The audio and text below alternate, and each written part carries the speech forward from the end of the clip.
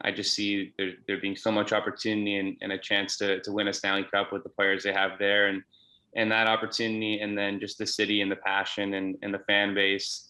I'm just so excited to be joining an organization like Edmonton, and I can't wait to get started. You've had the opportunity in your career to play with guys like Austin Matthews and Mitch Marner. Now you have an opportunity to play with guys like Connor McDavid and Leon Draisaitl. How excited are you about that? Yeah, I'm extremely excited. I've gotten to know Connor a little bit the last couple of days. I've started to train and get to know him and Darnell, so that's been great. And those two players, having played against them, more so than ever this year, you realize how special they are and how much they can change a game. So to have the opportunity to potentially play with those guys is definitely one of the reasons I chose Edmonton, and I'm extremely excited to see them in action. Reed Wilkins, 630 Ched. Zach, welcome to Edmonton. It was reported that you came here about a week ago, and that perhaps, you could correct me if I'm wrong, that maybe you did that on your own. That wasn't sort of an official visit with the team. Why was that important to you? What did you do? What did you see? Can you elaborate on that visit, please? Yeah, 100%. It was something that I chose to do. Paid my way out there. I came with my wife. I thought that, Edmonton for me was a place that I wanted to play, and I thought it was important that we go out there and we see the city. My wife's never been to Edmonton. In the past, this past year when I visited Edmonton, we couldn't go anywhere. We just were stuck at the hotel. So I didn't really have a chance in the past to visit the city and actually see everything. So that was extremely important to me. And my wife and I were really excited about the opportunity. So we went down there, we visited, we saw the neighborhoods that we could potentially live in.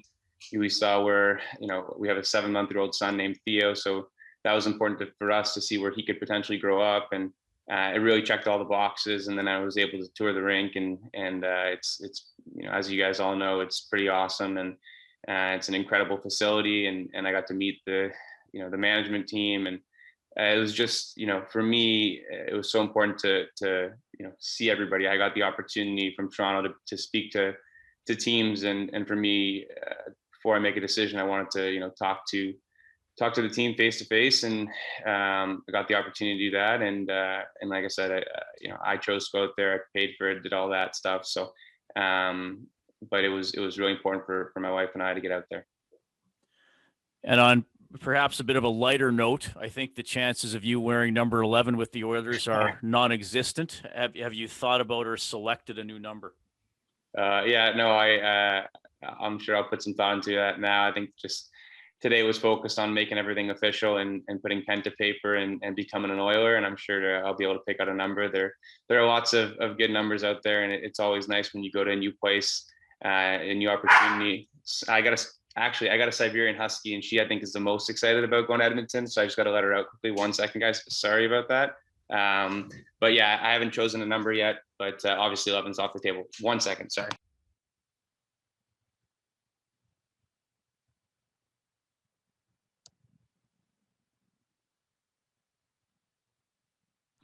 All right. Next question, Gemma Carson-Smith, Canadian Press. Hey, Zach, what's your dog's name? My dog's name is Lady. Oh, lovely. On a more serious note, I'm wondering if you can tell us a little bit about any conversations you may have had with other teams, or was it really all focused on Edmonton? No, I think, like I said, I got the opportunity to speak to other teams, which is, a really unique situation in free agency. So I was grateful for that opportunity from the Leafs. And, for me, it was important to kind of close off the door with Toronto. And once I did that, it was looking at all the different opportunities out there. And yeah, I had a bunch of conversations. My agent, Todd Reynolds, was, fantastic throughout this whole process, and, really appreciate all of his work on this. And it was such an emotional roller coaster for us, and he kept everything in check. And once, Edmonton came to the forefront, it was an opportunity that I thought, from a hockey fit, from an opportunity to win a Stanley Cup fit. And then when I went out to see the city from just a place to live, it just seemed like everything, all the boxes checked. So, once I was able to see the city, and my wife was able to see the city, it was a no-brainer for me, and just extremely excited about the opportunity. And you talked about it being a bit of an emotional roller coaster. What's it like to be leaving your hometown team? Yeah, no, I think that anytime you leave a place you've been for a long time, they're going to be, it's going to be emotional, just not just from a hockey standpoint, from a people standpoint. You know, I've made such great relationships with not just the players, but the athletic therapists, the strength coaches, the equipment managers. You know, those guys really round out the team. And when you move, you know, you move away from those guys. So and I'm a guy who stays in the city and works out year long. So I've built really strong relationships with those guys. And obviously from a player standpoint, you know, you build strong relationships and you are a family. And hockey is like that, where change is inevitable. So for me, when I say emotional roller coaster, is more so about, you know, leaving and not being able to see the people. But once that kind of sunk in that I was on the move, it was really exciting for me, because the opportunity, you start thinking about the opportunity, you start thinking about, you know, what's next. So, and Edmonton was always at the forefront of that. Daniel Nugent-Bowman, The Athletic. Hey, Zach, you've obviously played with some pretty good players. I know you referenced that earlier, and you know, Austin Matthews and Mitch Marner. By all accounts, it sounds like, you know, you'll get a first crack here with Connor McDavid, which I'm sure is exciting. What do you think you can bring to his game, and what do you think he can bring to your game that will hopefully, for your sakes, kind of establish a good chemistry there? Yeah, no, I think obviously Connor McDavid is you know, he's a special player. He's a generational type player. And I think for me, you know, I've had the opportunity to play with great players in the past, like you mentioned, Austin and Mitch and John and Willie here in Toronto. And for me, it's always been about bringing my work ethic every day, being consistent, and trying to create as much space as I can for the guys that I played with. And with Connor, obviously, he's a guy who takes advantage of space. His speed is off the charts, and if I can create space for him, then I think everybody in the world knows what he's capable of doing. So if I'm lucky enough to play with him, then I'm just going to go out there and play my game and try to get him the puck as much as possible, and try to give him as many, you know, second and third opportunities, because I think he's so good at creating things by himself. If I can continue to try and get the puck back for him and try to get it back in his hands, then we'll be in good shape. So it's kind of a two-parter here. First, can you explain a little bit about the background? It seems very Oilers-centric there. And also, I'm just curious about how much consideration there was to staying in Toronto. I imagine, you know, you're from there, you signed your first contract there, you played there a while. It would have been a very hard decision, I'm imagining. For sure, yeah. So that's obviously Wayne Gretzky, Andy Warhol copy of it. So it's just something that I liked, and it's just funny how, you know, obviously I'm going there now. So I got this a while ago.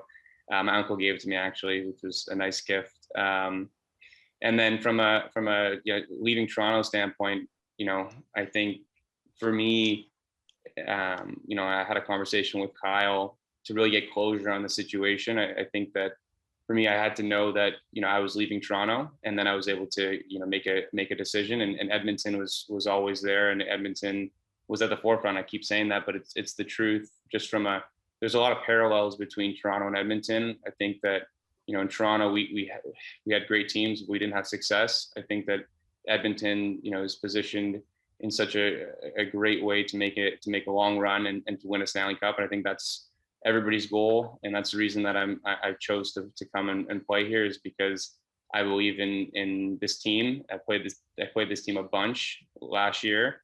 I believe in the players that they have, and I believe that I can be a good addition to it. So just extremely excited about that opportunity. Ryan Rashog, TSN. Hey, Zach. Just wondering if in that window where you're able to speak with other teams, you know, would you say that there were any other serious considerations at that point, kind of knowing that it probably wasn't going to happen with Toronto? Did you have kind of fallback plan in your mind, or was this pretty front and center the entire time?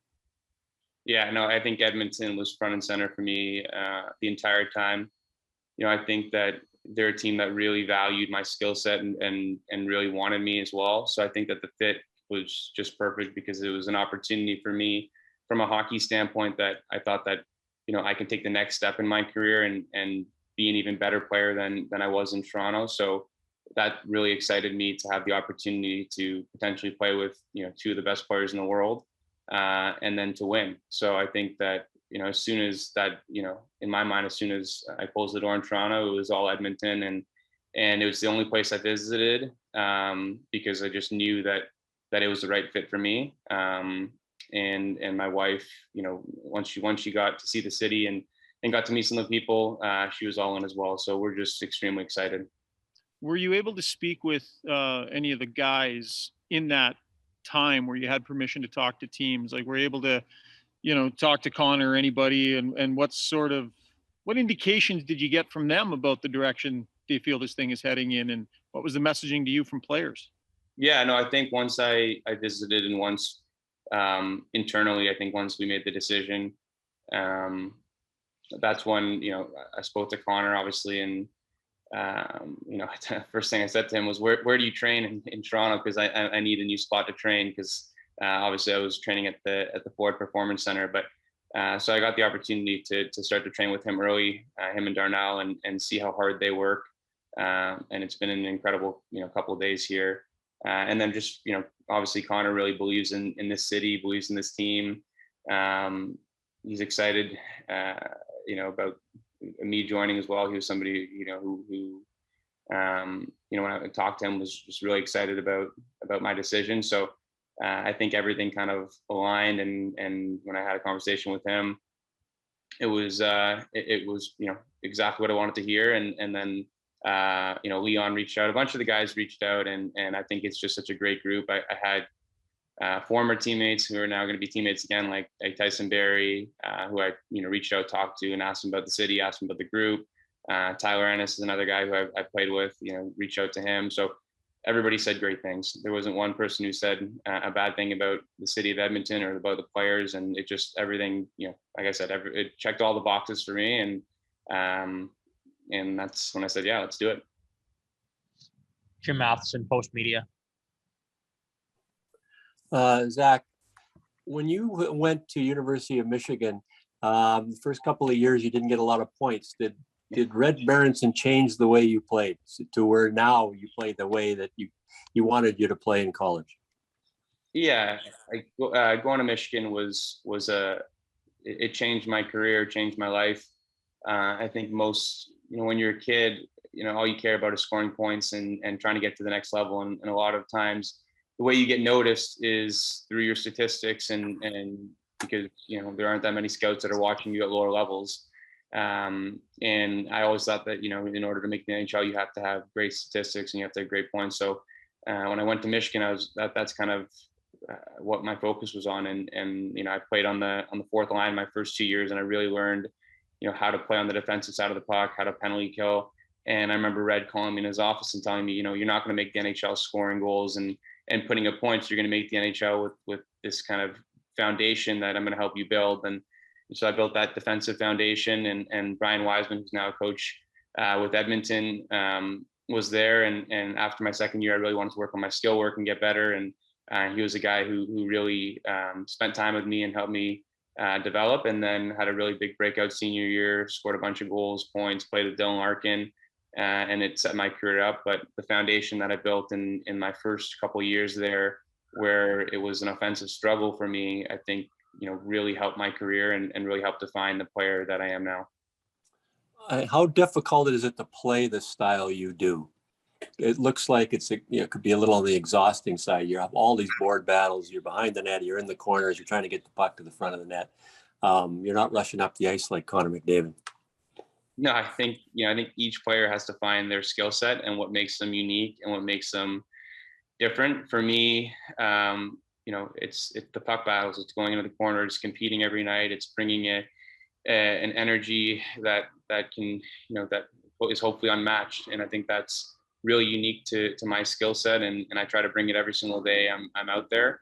And through the years, I think I've developed, on the offensive side as well, and bearing my chances and scoring and making plays. And, when you play with skilled players, they want you to be able to make plays. They don't want you to just dump the puck in and go get it.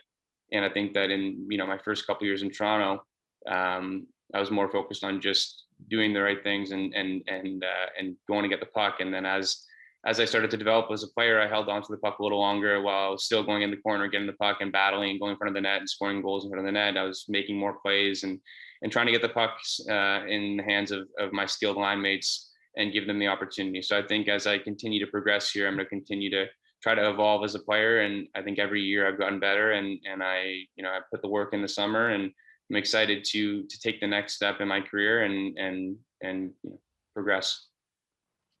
Two more questions, Joshua Cloak and Tony Brower. Joshua, go ahead. Hey, Zach. How do you look back on your time in Toronto? Yeah, no, I think I'm really proud of my time in Toronto. I think even though we didn't win and we didn't get over the metaphorical hump, I think that from the time I got there to the time that I'm leaving the organization, from a culture standpoint, from a hockey standpoint, from an expectation standpoint of where the team is, I think it's dramatically different. And for a Toronto kid to have the opportunity to play for his hometown team and start his NHL career, I couldn't ask for anything more. I'm going to write something out to Leafs Nation, a thank you later today, and let them know how appreciative I am of my time in Toronto. I think I'm really proud of the work that I put in here, and I can honestly say that every time I put the Leafs jersey on, I gave it everything I had, and I think when one chapter closes, another one opens, and I'm more than excited to embark on this new journey with the Oilers and go and win the Stanley Cup. Given that you were a hometown guy, was it difficult for you, just kind of from an emotional perspective, to say goodbye to the team? Yeah, of course. I think, my family lives in Toronto, so I think that there are multiple layers to when you leave a city, not just from a hockey standpoint, from a life standpoint too. So, most players don't play their entire career in one place, and that's a reality. And for me, I wanted to go to the place that wanted me the most, and that had the best chance to win, and had the best chance for me to develop as a hockey player. And Edmonton checked those boxes. Once that Toronto door closed, I couldn't have been more excited about Edmonton and the opportunity ahead. Final question, Tony Brower, Oilers TV. Hey, Zach, I'm talking to someone who isn't too familiar with some of your work outside of hockey. I know you're an author, I believe some children books under your belt, and also esports. I'm not sure if E11 gaming is esports. Can you elaborate on those two and why that's so important for you to have that balance outside of hockey? Yeah, definitely. Thanks, Tony. I think, obviously I'm a person who follows their passions. Hockey was always a passion of mine. I always wanted to be a hockey player. So I went out and tried to be a hockey player, and luckily it worked out. Writing was another passion of mine, and it kind of fell into that. I'll elaborate, I guess, more. I don't want to take up too much time, but it's a longer story, but it was a passion of mine, and I continue to work on it. And I have 3 published children's books out there. And then gaming is another passion of mine, and went out and started my own esports company, 11 Gaming and Soar Gaming. I'm actually wearing the Soar logo right now, funny enough. But I'm a guy who likes to do things outside of hockey. I think it's so important to be a multifaceted individual, because the hockey season, as we all know, it's a roller coaster, and sometimes you need an outlet to get away. And for me, it's doing things that I'm passionate about. And I think it's important for everybody to have something outside of hockey that motivates them, and that they can kind of get away for a little bit, so that when they come back to the rink, whether you're having a good day or a bad day, you're refreshed and you're all in with your job. Beautifully put. Thanks, Zach, and congrats again. Thank you so much.